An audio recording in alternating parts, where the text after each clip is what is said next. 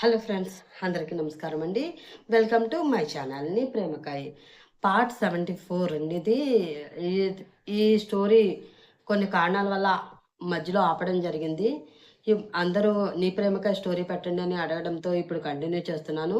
Please ఎవరైనా episodes చూడకుండా ఉంటే ఛానల్‌లో నీ ప్రేమకాయ్ ప్లేలిస్ట్‌లో ఉంటుంది. చూసి ఇక్కడి నుంచి కంటిన్యూ చేయండి. 'అనుకోని బంధం' స్టోరీ లాగానే ఇది కూడా మంచి comedy and love emotional story. బాగా ఎంజాయ్ చేస్తారు. ప్లీజ్ సపోర్ట్ చేయండి. ఇంకా ఈరోజు ఎపిసోడ్‌లోకి వెళ్ళిపోదాం. అలాగే ఫస్ట్ టైమ్ నా ఛానల్ చూస్తున్న వాళ్ళు ప్లీజ్ లైక్ చేసి, షేర్ చేసి, సబ్స్క్రైబ్ చేసుకొని మీ సపోర్ట్ నాకు అందించండి. స్టోరీలోకి వెళ్ళిపోదాం. మనసులో ఉన్న ప్రియురాలు కళ్ళ ముందుకు వచ్చి కనిపించేసరికి అయ్యగారికి చేసిన తప్పు గుర్తు వచ్చి ఆ తప్పుని సరిదిద్దుకోవడానికి విడాకుల్లో కాగితాలు తీసుకొచ్చాడేమో అని ఆశగా ఆ పేపర్స్ తీసుకుని చూసిన శ్రీజ కళ్ళు షాక్తో పెద్దవయ్యాయి. ఆమె వింత ఎక్స్ప్రెషన్ చూసి సంతకం పెట్టమంటే కరెంట్ షాక్ కొట్టిన కాకిలా అలా ఉండిపోయావంటి? త్వరగా సంతకం పెడితే నాకు అవసరం, చాలా పనులున్నాయి, వెళ్ళాలి అని అసహనంగా అన్నాడు సమీర్. సంతకం నేనెందుకు పెట్టాలి? అయినా నాకు కాలేజీ అడ్మిషన్ కావాలని నేనేమి నిన్నడగలేదు కదా! మరి ఎందుకు ఇలాంటి నాటకాలు ఆడి నాకు దగ్గరవ్వాలని చూస్తున్నావు? అతన్ని చిరాగ్గా చూస్తూ అడిగింది శ్రీజ. ఏంటి? నేను నీకు దగ్గరవ్వాలని చూస్తున్నానా? అవసరమైతే ఏ లారీ టైర్ కిందన్నా తల పెడతాను కానీ, అలాంటి బుద్ధి తక్కువ పని మాత్రం చేయను. నువ్వు మరీ ఎక్కువ ఊహించుకోకు అన్నాడు సమీర్. ఏంటి? నాకు దగ్గరవ్వడం బుద్ధి తక్కువ పనా? అరిచింది శ్రీజ. మరి కాకపోతే ఎవడైనా చిల్డ్ బీర్‌లో సైనైడ్ కలుపుకొని తాగుతాడా? అలాంటి పని నీకు దగ్గరయ్యి నీతో కలిసి ఉండడం అనేది రెండూ ఒకటే అన్నాడు సమీర్. మరి అలాంటప్పుడు ఇలాంటి ట్రయల్స్ ఎందుకు వేస్తున్నావు? అడిగింది శ్రీజ. ఇది ట్రయల్ కాదు, హెల్ప్. ఒకప్పుడు నువ్వు నాకు బెస్ట్ ఫ్రెండ్ కదా! ఆ కన్సర్న్‌తో మధ్యలో ఆగిపోయిన నీ చదువుని కంటిన్యూ చేయాలన్న ఉద్దేశంతో ఈ అడ్మిషన్ లెటర్ తెచ్చాను. ఇష్టముంటే సంతకం పెట్టి ఇవ్వు, అడ్మిషన్ తీసుకుంటాను. లేదు అంటావా మా ఇంట్లో పర్మనెంట్‌గా సెటిల్ అయిపో అన్నాడు సమీర్. ఆ మాటతో ఆలోచనలో పడింది శ్రీజ. వీడి చెప్పిన దానిలో నిజముంది. వీడి కోసం నా చదువు పక్కన పెట్టడం ఎందుకు? పైగా ఇంట్లో ఉంటే ఇంటి కోడలివి అంటూ ఇంట్లో పనంతా నా మీదే పడేస్తున్నారు. అదే కాలేజీకి వెళ్తే పని నుంచి తప్పించుకోవచ్చు. వైభవ్‌ని కలిసే అవకాశం కూడా ఉంటుంది అని మనసులో అనుకుని నేను ఈ కాలేజీలో జాయిన్ అవ్వను. నా పాత కాలేజీలోనే జాయిన్ అవుతాను అని చెప్పింది శ్రీజ. అక్కడైతే వెళ్లి మీ బాబుని జాయిన్ చేయమను. నేనైతే పొరపాటున కూడా చేయను అని అన్నాడు సమీర్. అబ్బా! ఇప్పుడు డాడీకి కాల్ చేస్తే నీకు పెళ్లయిపోయింది. ఇంక నీ బాధ్యతంతా నీ భర్తదే అంటూ ఒక గంట క్లాస్ పీకుతారు. దానికన్నా సంతకం చేయడమే బెటర్. ఏ కాలేజీ అయితే ఏమైంది? ముందు ఈ ఇంటి నుంచి బయటపడాలి అని మనసులో అనుకుని తన చేతిలో ఉన్న లెటర్‌పై సంతకం చేసి అతనికిచ్చింది శ్రీజ. అది తీసుకుని చూస్తూ నాకు తెలిసే నిన్ను ఎక్కడ లాక్ చేయాలో అని మనసులో అనుకుని కన్నింగా నవ్వుకుంటూ ఆ లెటర్ తీసుకుని బయటకు వెళ్ళిపోతున్నాడు సమీర్. బరువెక్కిన గుండెతో ఇంటికి చేరుకున్న ప్రజ్ఞ మనసంతా వైభవ్ తనని అన్న మాటల చుట్టూనే తిరుగుతూ ఉంది. ఎందుకు సార్? ఎందుకు అంత కఠినంగా మాట్లాడారు? ఇన్ని రోజులు మీరు నాకు చాలా దగ్గర మనిషి అని అనుకున్నాను. నా జీవితంలో ఉన్న ప్రతి ఇన్స్టెంట్ మీతో పంచుకున్నాను. నాకు సంతోషం వచ్చినా, బాధ కలిగినా ఫస్ట్ గుర్తు వచ్చే వ్యక్తి మీరు.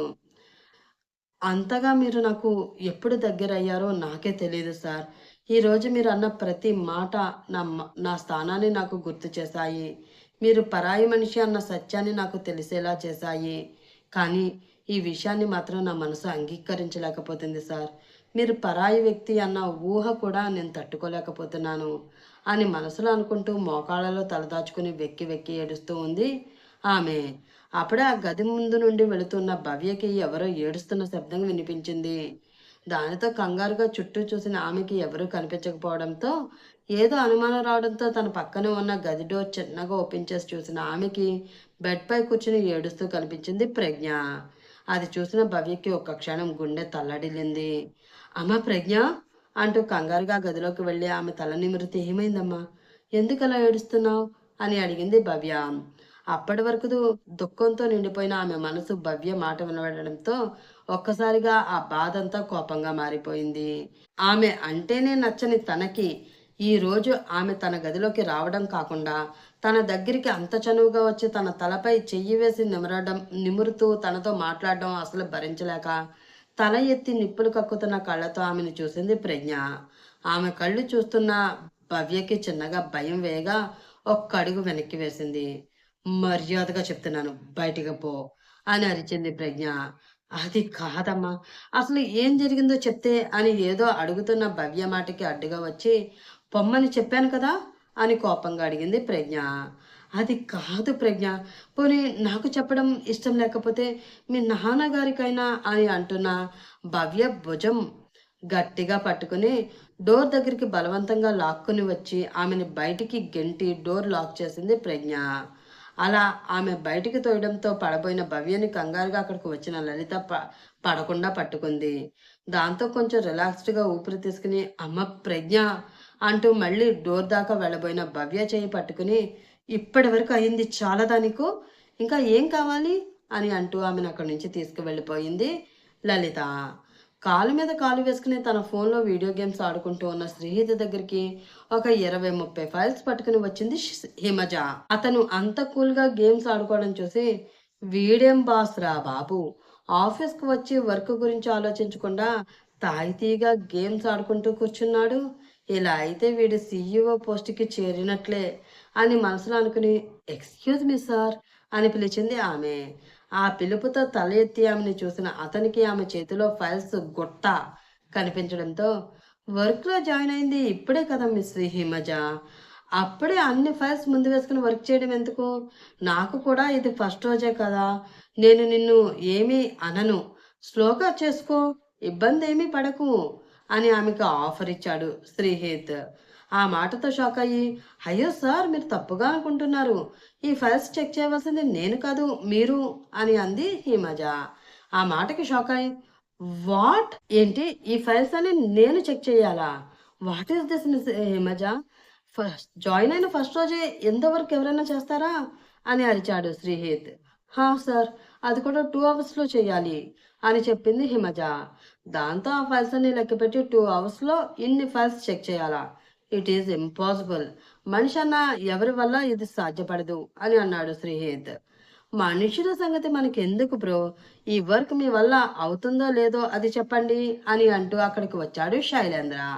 అతన్ని చంపేసేలా చూస్తూ 2 అవర్స్లో అయితే నా వల్ల కాదు అని అన్నాడు శ్రీహిత్.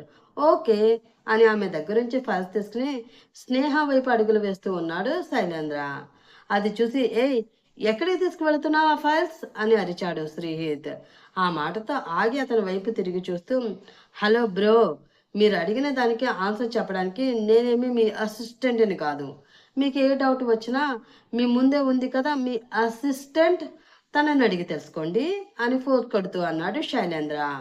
బాగా ఓవర్స్ చేస్తున్నావు, నీకుందిరా అని మనసులో అనుకుని హిమజ మన ఫైల్స్ అతనికి ఎందుకు ఇచ్చావు అని కోపంగా ఆమెపై అరిచాడు శ్రీహిత్. అది Rajesh sir order sir, first ఆ ఫైల్స్ మీకు ఇచ్చి వర్క్ చేయించమన్నారు, మీరు కాదు కుదరదు అని ఏమైనా అంటే ఆ ఫైల్స్ స్నేహ మేడంకి అప్పచెప్పమని చెప్పారు సార్ రాజేష్ సార్ అని అంది హిమజ. హబ్బా అని అసహనంగా ఫీల్ అయ్యి సరే ఆ ఫైల్స్ తీసుకురా, ఆ వర్క్ ఏదో నేనే చేస్తాను అని అన్నాడు శ్రీహిత్.